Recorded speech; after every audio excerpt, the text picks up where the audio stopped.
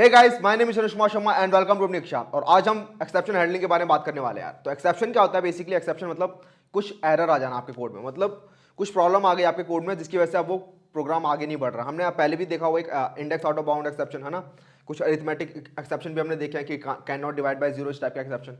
तो उन सबको आपको कैसे ग्रेसफुली हैंडल करना है कि जिससे कि आपका प्रोग्राम पूरा का पूरा शट डाउन ना हो जाए, उसे हम कहते हैं एक्सेप्शन हैंडलिंग, है ना।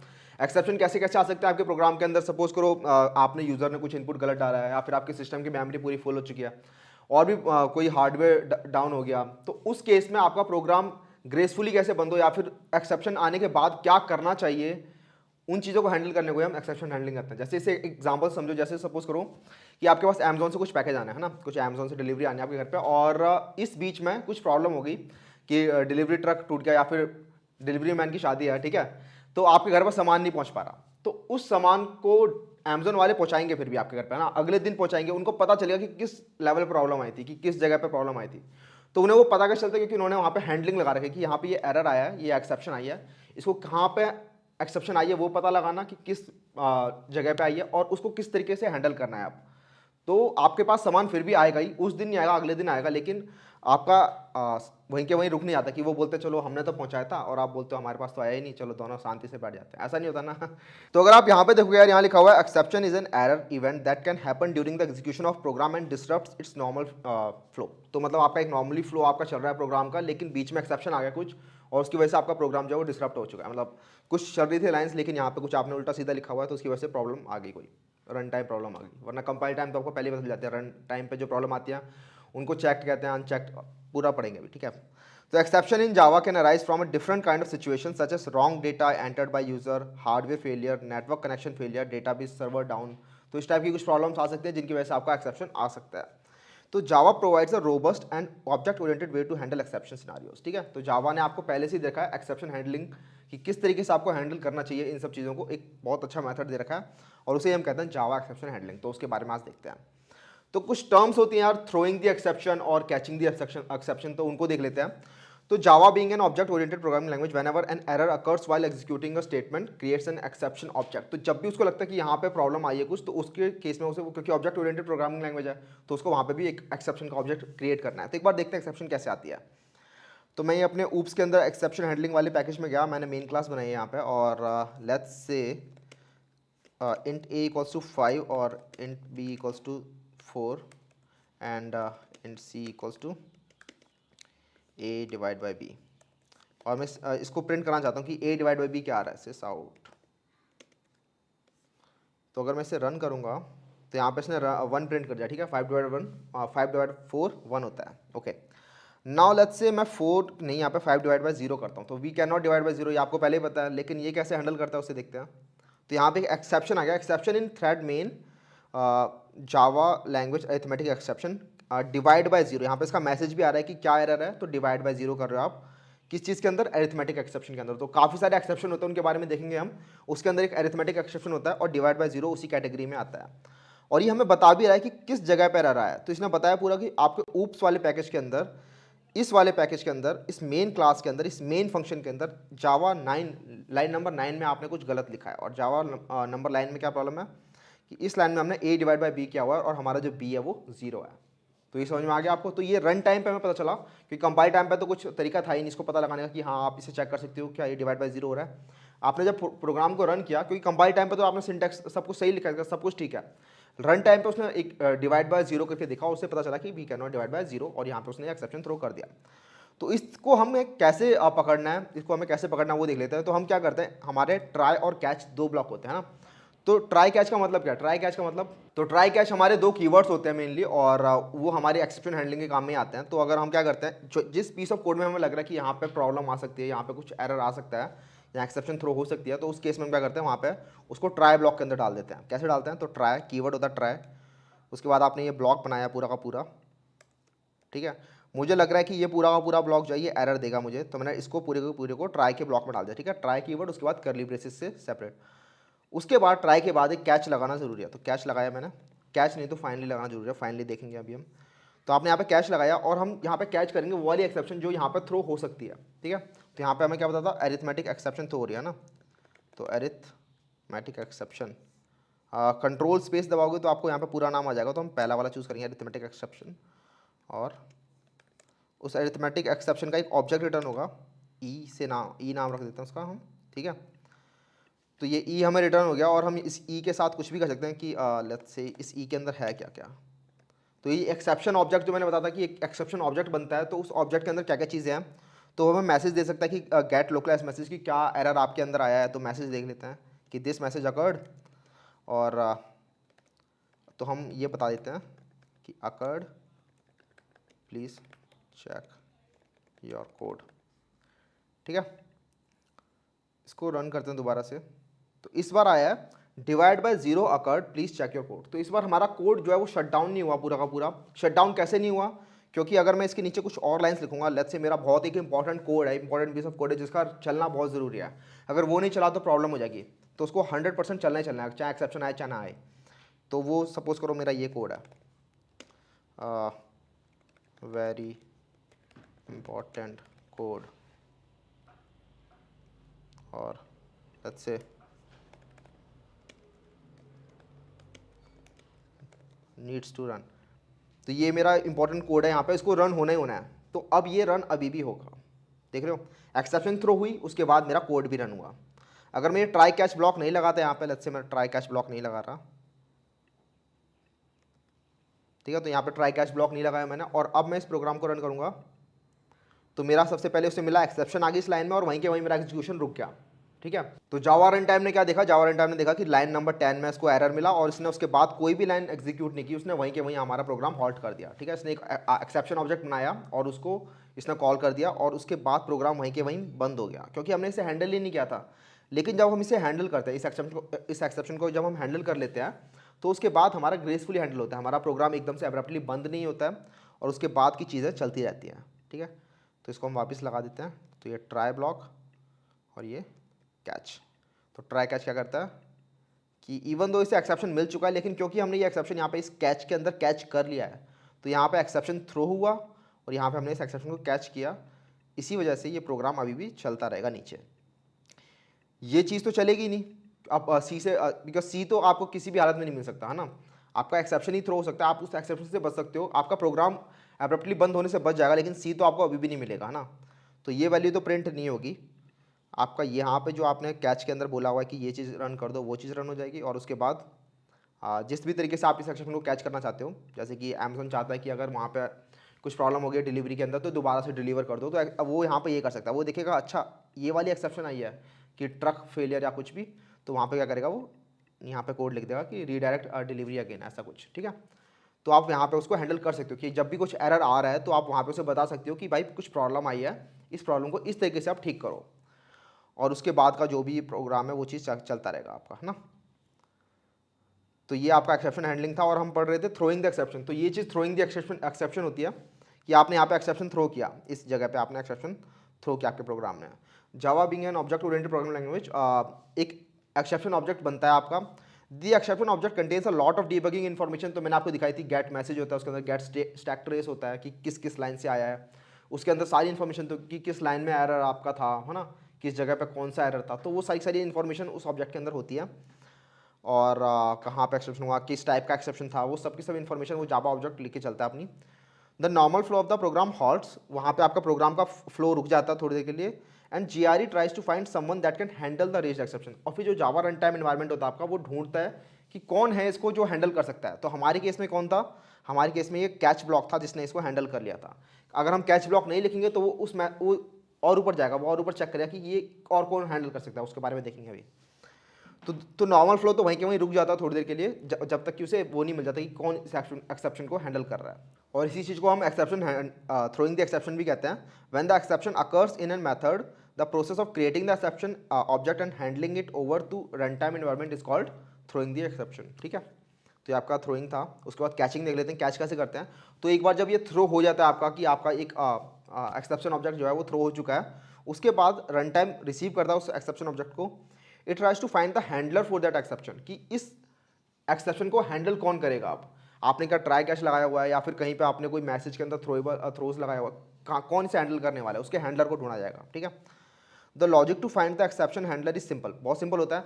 सपोज करो आपका कुछ इस तरीके से एग्जीक्यूशन है, कि एक फंक्शन था, लेट्स से फंक्शन 1, ठीक है, और इस फंक्शन ने लेट्स से फंक्शन 2 को कॉल किया हुआ है, और ये मेरा फंक्शन 2 है, और लेट्स से इसने फंक्शन 3 को कॉल किया हुआ है, ठीक है, और यहाँ पे मैंने कहीं फंक्शन 3 बनाया हुआ है, और इसमें यहाँ पे एक्सेप्शन आ रही है, मैं a=5/0 कर रहा हूँ इस जगह पे, तो यहाँ पे एक्सेप्शन आएगी। तो ये क्या करेगा, ये यहाँ पे उसे एरर मिल गया रन टाइम इन्वायरमेंट को कि यहाँ पे एक्सेप्शन थ्रो है, तो वो चेक करेगा क्या इस जगह पे कैच हो रही है वो एक्सेप्शन। अगर इस जगह पे वो कैच नहीं हो रही तो वो चेक करेगा कि फंक्शन 3 किसने कॉल किया था।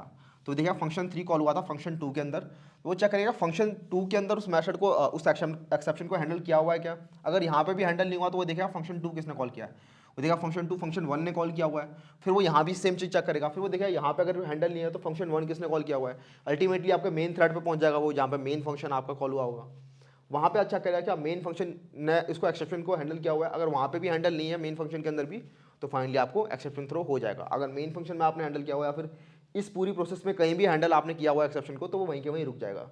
अगर मैं यहाँ पे हैंडल कर लूँगा ट्राई कैच लगा के तो यहाँ रुक जाएगा, यहाँ हैंडल कर लूँगा उसको तो यहाँ रुक जाएगा। ठीक है, समझ में आ गया। तो इस चीज़ को हम कहते हैं कैचिंग द एक्सेप्शन। तो लॉजिक बड़ा सिंपल है, starting the search in the method where error occurred, if no appropriate handle found then move to the caller method. तो अगर यहाँ पे कोई अप्रोप्रिएट मेथड नहीं मिला, कि यहाँ पे कोई हैंडलर नहीं मिला इसका ट्राई कैच का, तो इसको जो कॉल कर रहा है उस मेथड पे जंप कर जाओ। तो अगर मेरे मेथड इस तरीके से कॉल हो रहे हैं, ए के बाद बी फिर बी के बाद सी कॉल हो रहा है और एक्सेप्शन आपका सी में कर हुआ है, तो सर्च होती है आपकी सी में, उसके बाद फिर बी में, उसके बाद ए में। समझ में आ गया। If appropriate exception is found, exception object is pass to the handler to process it. अगर आपको वहाँ पे कोई मिल जाता है हैंडलर जहाँ पे भी उसने उसको हैंडल किया हुआ है, तो वो जो आपका एक्सेप्शन ऑब्जेक्ट बना था वो उस हैंडलर को दे दिया जाता है कि भाई लो इसको, अगर आप संभाल सकते हो तो संभाल लो, नहीं तो आप एरर थ्रो करो। तो उसको वहाँ पे वो मिल जाता है और उसे हम कहते हैं कैचिंग द एक्सेप्शन। तो देख लेते हैं वो कैसे काम करता है। कि सपोज करो इस चीज़ को मैं हटाता हूँ यहाँ से और एक फंक्शन बनाते हैं। तो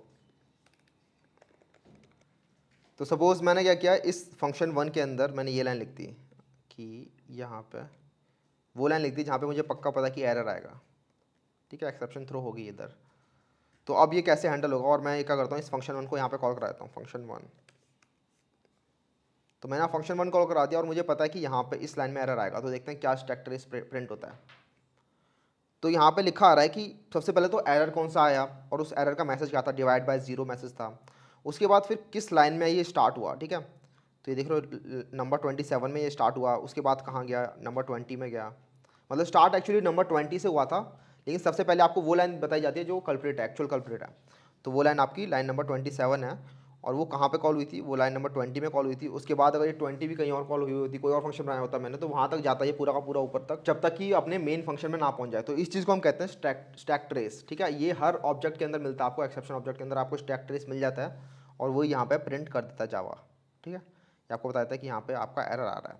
तो ये था आपका कैचिंग द एक्सेप्शन। तो आप ये कैच लगा के एक्सेप्ट करते हो। अब कुछ और इंपॉर्टेंट चीज़ें होती हैं।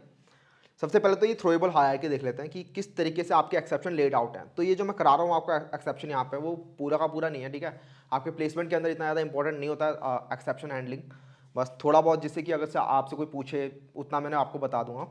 और मतलब काफ़ी ज़्यादा डीप में नहीं जाने वाला एक्सेप्शन के अंदर हम। ठीक है, उसके अंदर बहुत सारी चीज़ें होती हैं, आपका मैं नहीं बताने वाला कि आप अपना खुद का एक्सेप्शन कैसे बना सकते हो, और भी जो बहुत सारे कीवर्ड्स होते हैं उनको नहीं बताऊंगा क्योंकि वो डेली आपकी यूज़ में नहीं आते हैं। अभी हम इसको पूरा का पूरा प्लेसमेंट ओरिएंटेड रख रहे हैं। ठीक है, ओके मूव करते हैं। तो यहाँ पे आपकी थ्रोएबल हायरार्की होती है, और इसके अंदर क्या है, इसके अंदर बताया हुआ है कि आपके एक्सेप्शन किस तरीके से डिवाइड हो रखे हैं जावा के अंदर, कैसे कैसे क्लासेस बनी हुई हैं। तो दो चीज़ें होती हैं आपकी, एक होता है एरर और दूसरी होती है आपकी एक्सेप्शन। ठीक है, एरर जो होता है वो प्रोग्राम के अंदर जब भी होता है तो उसके बाद तो वो रुकना ही होता है। ठीक है, उसके बाद अगर एरर आ गया तो उसके बाद आपके प्रोग्राम को शट डाउन होना ही पड़ता है। अगर एक्सेप्शन आ गया तो उसको हम हैंडल कर सकते हैं, उसको हम कैच कर सकते हैं, लेकिन अगर एरर आ गया तो एरर को तो आप मतलब नहीं करना चाहिए आपको उसको वो कैच। तो एरर किस किस तरीके के हो सकते हैं, जैसे कि सपोज करो आपकी मेमोरी फुल हो गई, ठीक है, या फिर आपका सिस्टम शट डाउन हो गया, और मतलब एग्जीक्यूशन के बीच में कुछ और प्रॉब्लम आ गई, हार्डवेयर रिलेटेड प्रॉब्लम आ गई, या फिर एक थ्रेड डेथ होती है वो हो गया, कुछ भी ऐसी प्रॉब्लम आ गई, आईओ एरर हो गए इनपुट आउटपुट वाले। तो उन केसेस में हम कहते हैं कि इसको तो हम हैंडल नहीं करना चाहिए, क्योंकि ये अगर एरर आए तो कुछ सीरियस हुआ है, तो यहाँ पे प्रोग्राम हॉल्ट हो जाना चाहिए। तो वो किस टाइप के होते हैं आपके? तो सबसे पहले तो थ्रोएबल एक वो होता है, इंटरफेस होता है, और एरर और एक्सेप्शन दो चीज़ें होती हैं। तो एरर अलग चीज़ है और एक्सेप्शन एकदम अलग चीज़ है। और एरर्स ही वो होते हैं जिनको आपको हैंडल नहीं करना चाहिए, एक्सेप्शन वो होते हैं जिनको आपको हैंडल कर लेना चाहिए।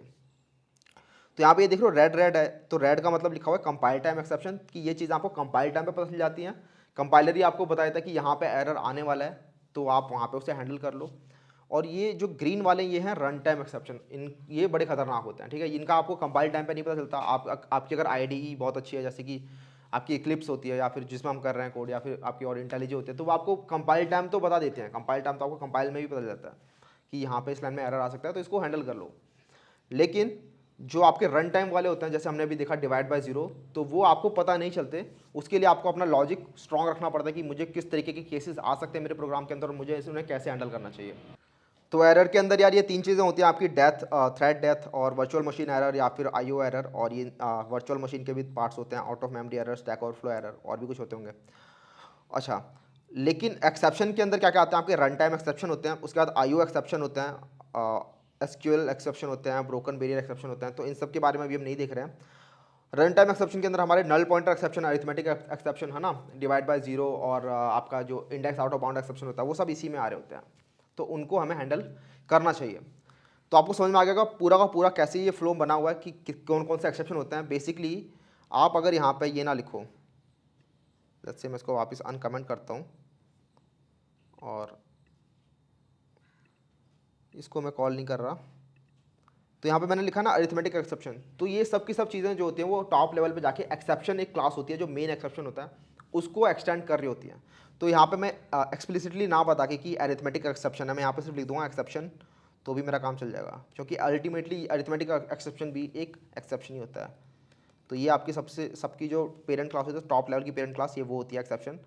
तो यहाँ पे लेकिन आपको एक्सप्लिसिटली नहीं पता चल रहा, आपने जितने भी एक्सेप्शन आ सकते थे इस कोड के अंदर, वो एक तरीके से आपने वो सारे के सारे हैंडल कर लिए, ठीक है। तो वो जो आपको फाइन ट्यूनिंग होती है वो आपको यहाँ पर नहीं मिलेगी। अगर 4-5 तरीके के एरर आ रहे हैं तो आप उन 4-5 तरीकों को अलग अलग डिफ्रेंशिएट नहीं कर पाओगे यहाँ पर, क्योंकि आपने क्या, जो टॉप लेवल का जो एक्सेप्शन था वही कैच कर लिया। तो ये नहीं करना चाहिए। अगर आपको लगता है कि आपके कोड के अंदर 3 या 4 अलग अलग टाइप के एक्सेप्शन आ सकते हैं जो अलग अलग हैं, तो उनको आपको अलग अलग हैंडल करना चाहिए। तो उसके लिए क्या करते हैं, हम अलग अलग कैच ब्लॉक बनाते हैं। कैसे? तो हम लिखते हैं यहाँ पे, तो लेट्स से अरिथमेटिक वाला जो था, अरिथमेटिक एक्सेप्शन यहाँ रहने देते हैं, दूसरा कैच ब्लॉक लगाते हैं, और यहाँ पे हम दूसरा एक एक्सेप्शन पकड़ेंगे, let's say array index out of bound exception, ठीक है। तो ये वाला एक्सेप्शन यहाँ पकड़ लिया, दूसरा और पकड़ लेते हैं, लेट्स से इलीगल स्टेट वाला, इलीगल आर्ग्यूमेंट एक्सेप्शन पकड़ लेते हैं, कुछ भी, मतलब यहाँ पे आप कैच कर सकते हो। और यहाँ पे उनके अलग अलग के हिसाब से आप अलग अलग चीज़ें कर सकते हो, कि अगर आपको लग रहा है अच्छा अरिथमेटिक एक्सेप्शन आया तो मुझे ये काम करना चाहिए, नहीं, अगर ये array index out of bound आया है तो मुझे ये काम करना चाहिए। जैसे अमेजोन वाले एग्जांपल में, कि अगर आपका ट्रक डिलीवरी फेल हुई है तो आपको ट्रक वाले को ठीक करना चाहिए। अगर आपके डिलीवरी मैन के साथ कुछ प्रॉब्लम है तो आपको वो चीज़ ठीक करनी चाहिए। आपका अगर घर पे कोई एड्रेस नहीं मिला तो क्या करना चाहिए। सबके अलग अलग चीज़ें हैं, सारे एक्चुअली हैं तो एक्सेप्शन ही है, लेकिन आपको उनको फाइन ट्यून करना है ना, उनको फाइन ट्यून करना है, सबके लिए अलग अलग रिस्पॉन्ड करना है। तो उनको आप अलग अलग तरीके से कैच कर सकते हो। तो ये आपको मल्टीपल कैचेस हैं, इनमें आप अपनी अपनी एग्जीक्यूशन लिख सकते हो। जैसे मैं यहाँ पे लिखता हूँ कि index should be in the range of 0 to size of array. तो यहाँ पे मैं उसको बता रहा हूँ कि इंडेक्स आपने गलत बताई है। और यहाँ पे लीगल आर्ग्यूमेंट आ सकता है, जैसे मैंने सपोज करो कास्टिंग के अंदर कुछ प्रॉब्लम कर दी, कि मैंने जो कास्ट नहीं हो सकता था उसको भी मैंने कास्ट कर दिया, तो आपके वहाँ पे लीगल आर्ग्यूमेंट एक्सेप्शन थ्रो हो रहा होता है, तो उसको भी आपको हैंडल करना चाहिए कि चेक योर कास्टिंग केयरफुली। या फिर आप सिंपल वार्निंग मैसेज ना देखे कुछ और काम भी कर सकते हो। यहाँ पे कुछ पूरा पूरा पीस ऑफ कोड लिख सकते हो कि अगर ये एरर आया तो मुझे इस तरीके से अब काम करना स्टार्ट कर देना चाहिए। मैंने यहाँ पे सिंपल एरर वार्निंग्स लिखे हैं। तो अगर आपके पास कोई भी एक भी कैच आपको मिल जाता है तो उसके बाद बाकी सारे कैच एग्जीक्यूट नहीं होते। बेसिकली वो ढूंढता है एक एक करके सारे कैचेस के अंदर कि कौन सा कैच मिल रहा है इसे, और जहाँ भी वो वाला एक्सेप्शन कैच हो जाता है उसके बाद आपका प्रोग्राम वहाँ से फिर नीचे बाहर आ जाता है, मतलब इन कैचेस में से बाहर आ जाता है। ठीक है, तो अगर मैं इसे रन करता हूँ तो यहाँ पे देख लो डिवाइड बाय जीरो अकर्ड, इसने ये वाले मैसेज में घुस गया। लेकिन अगर मैं इसके अंदर let's say array index of out of bound लगाता हूँ, array index out of bound के लिए मुझे क्या करना होगा कि a int a equals to new int 5 कि इसका साइज तो 5 है, लेकिन मैं प्रिंट करना चाहता हूँ let's say sis out A6, इसका साइज तो 5 है लेकिन मैं 6 प्रिंट करना चाह रहा हूँ, तो लेट्स से क्या होता है। तो यहाँ पे लिखा है index should be in the range of 0 to size of array. क्यों? क्योंकि इसने ये वाला एक्सेप्शन तो नहीं मिला इसे, है ना, ये वाला एक्सेप्शन तो थ्रो नहीं हुआ, तो इसने कौन सा वाला एक्सेप्शन पकड़ा, array index out of bound, और उसने उस वाले को कैच कर लिया। और उसके बाद जो हमारा वेरी इंपॉर्टेंट कोड जो रन होना था वो रन हो गया। अगर मैं ये चीज़ नहीं लिखता, ट्राई कैच नहीं लगाता, तो ये very important piece of code भी रन नहीं होता हमारा, और हमारा प्रोग्राम एब्रप्टली बंद हो जाता और यूज़र एक्सपीरियंस ख़राब होता है उसमें काफ़ी। ओके, तो आपको मल्टीपल कैच स्टेटमेंट भी मिल गई। एक आपकी फाइनली भी होती है। तो फाइनली का काम क्या होता है, फाइनली आपका कीवर्ड होता है, फाइनली कीवर्ड होता है। ये एक तरीके से आप समझ लो जैसे स्विच केस के अंदर एक डिफ़ॉल्ट होता है ना, स्विच केस आपने अगर सारे केसेस हैंडल कर लिए तो ये होना चाहिए, वरना एक आपका डिफ़ॉल्ट तो रन होगा ही होगा। वैसे ही आपका यहाँ पे फाइनली होता है। अगर आपको सारे कैचेस मिल भी गए, अगर इनमें से कोई भी कैच मिल गया तो भी आपका फाइनली रन होगा। अगर आपको कोई भी कैच नहीं मिलता है तब भी आपका फाइनली रन होगा। कैसे? लेट्स से यहाँ पे एक array index out of bound exception हो रहा है, और मैं यहाँ पे फाइनली में लिख देता हूँ कि कोई भी अगर एक्सेप्शन थ्रो होती है तो मैं यहाँ पे बोलूँगा कि सॉरी फॉर द इनकन्वीनियंस।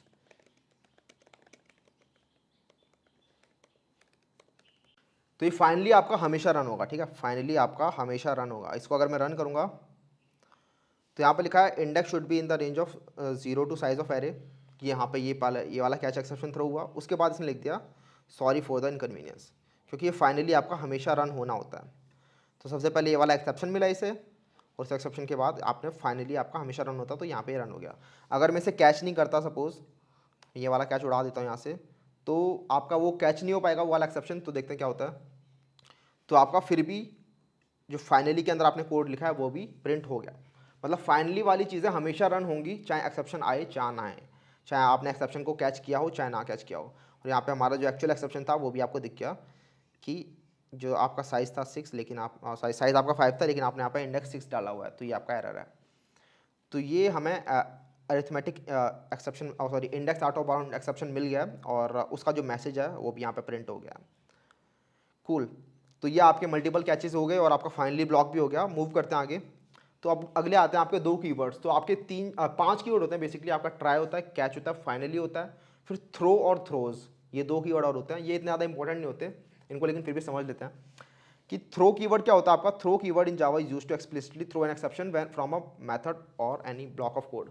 तो जहाँ पे आपको लगता है कि अगर ये कंडीशन आ गई कभी भी, कि अगर आपका कभी भी आपका कोड का फ्लो इस डायरेक्शन में चला गया, तब तो क्रैश करना ही करना है। तो सपोज करो कि ऐसा कुछ सिचुएशन है कि अमेजोन ने आपको डिलीवरी भेज दिया आपके किसी सामान की, लेकिन वो सामान आपके यहाँ पे गलत पहुँचने वाला है, आपने जो मंगाया था वो नहीं पहुँच रहा। तो अगर जैसे अमेजोन को पता चला कि ये सामान यहाँ पे इनके पास गलत पहुँचने वाला है, उससे पहले ही वो सिस्टम को वहाँ पे ब्रेक कर देगा, वो नहीं जाने देगा उसे। तो वहाँ पे सब कुछ सही चल रहा था, घर पे पहुँच भी जाता सामान, लेकिन वो गलत सामान पहुँच रहा होता। तो अमेजोन वालों ने क्या कर दिया, वहाँ पे उसको पहले ही थ्रो कर दिया एक्सेप्शन को। तो सिस्टम ने नहीं किया एक्सेप्शन थ्रो, यूज़र ने, मतलब आपके प्रोग्रामर ने खुद एक्सेप्शन थ्रो किया। उसे हम कहते हैं एक्सप्लिसिटली एक्सेप्शन थ्रो करना, और उसे हम थ्रो। तो जरा थ्रो कीवर्ड को देख लेते हैं, थ्रो कीवर्ड कैसे काम करता है। तो मैं क्या करूँगा, इस पूरे कोड को उड़ा देता हूँ। तो ये मेरा फंक्शन 1 है, और इस फंक्शन के अंदर सब कुछ ठीक है, सब कुछ अंकी डोरी। मतलब मान लो यहाँ पे a डिवाइड बाई b सही हो रहा है, ठीक है, b आपका 0 नहीं है, b आपका 3 है, तो सब कुछ ठीक चलना चाहिए। लेकिन मुझे लग रहा है कि जैसे ये चीज़ हो रही है, मतलब कुछ भी से बूलियन इज डेंजर, एक इज डेंजर है और इफ़ इज डेंजर, कि कुछ डेंजरस चीज़ होती है, तो मैं यहाँ पे थ्रो कर दूंगा new let's say array index out of bound exception.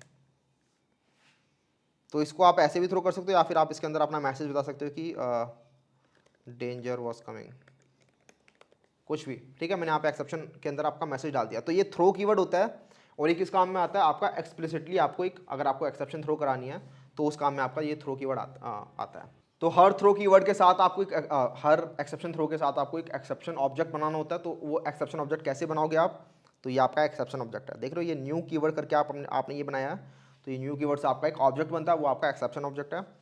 और वो ऑब्जेक्ट के पास सारी इन्फॉर्मेशन होगी, किस लाइन में एरर आया और क्या उसका मैसेज है, वो ये मैसेज है।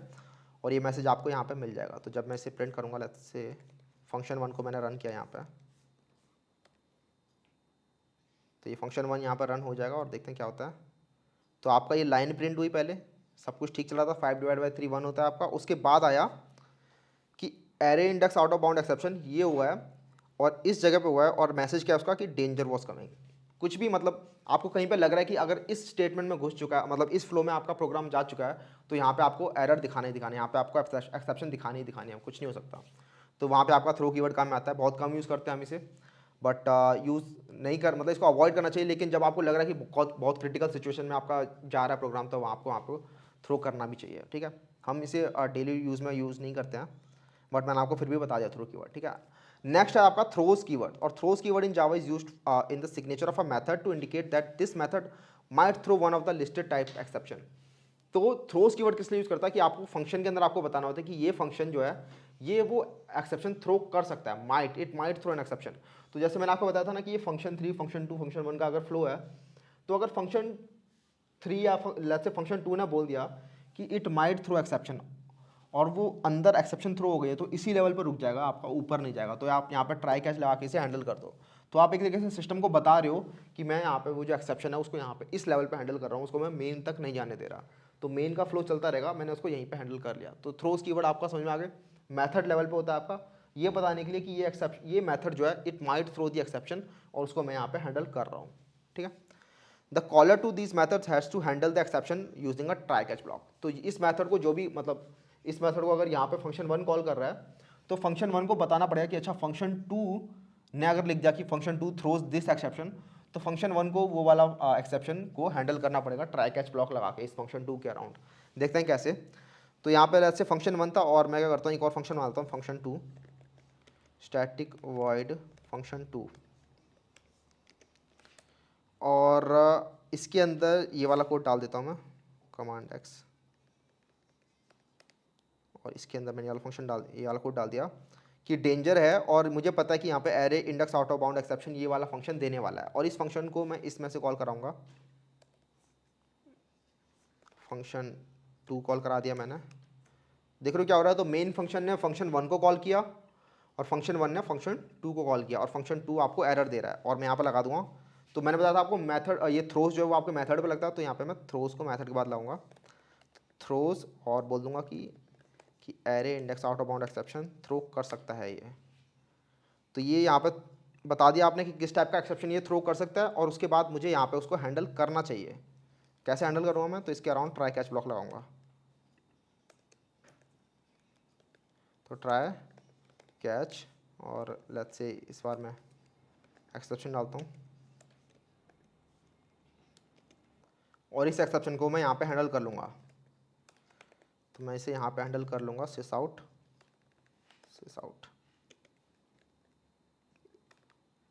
ई डॉट मैसेज।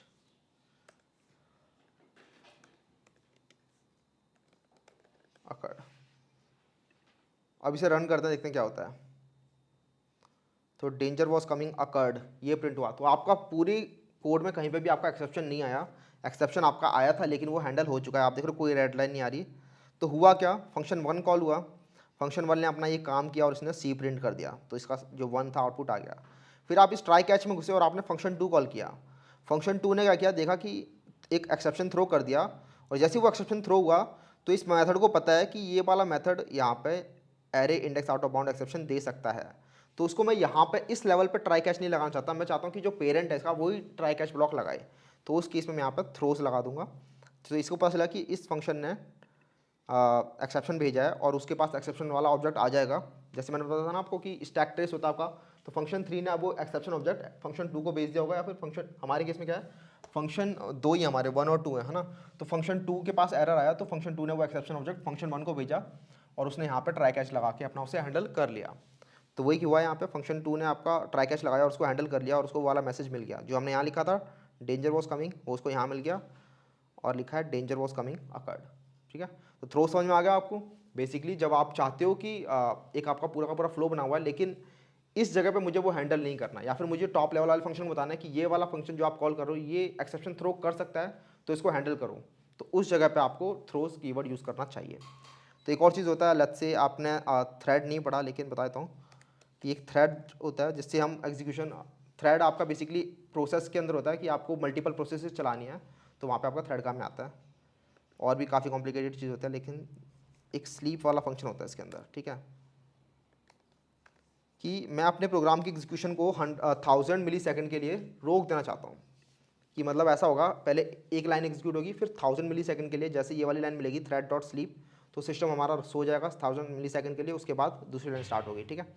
तो थ्रेड डॉट स्लीप वहाँ पे काम आता है। तो थ्रेड डॉट स्लीप के ऊपर अगर आप ये ट्राई कैच नहीं लगाओगे ना, तो यहाँ पे ये बोलता है